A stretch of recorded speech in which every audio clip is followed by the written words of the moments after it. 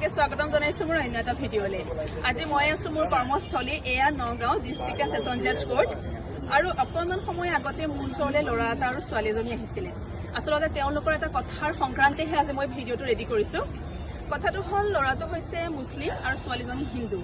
দুয়োজনে আহিছিলে মোৰ ওচৰলৈ বিয়া ৰেজিষ্টাৰ কৰিবলৈ। মানে মোক কৈছিলে, বাইদেউ আমি ভাল পোৱা সম্পৰ্কত আছো, আমি কোৰ্ট মেৰেজখন কৰিব বিচাৰিছো, পাৰিমনে বাৰু? যিহেতু ল'ৰাজন হ'ল মুছলিম আৰু ছোৱালীজনী হ'ল হিন্দু।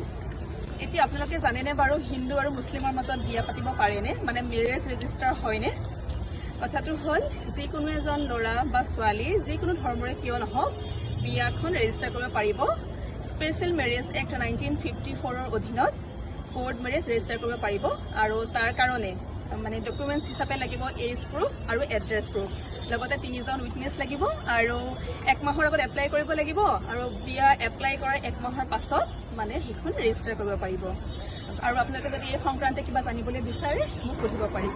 Bye bye.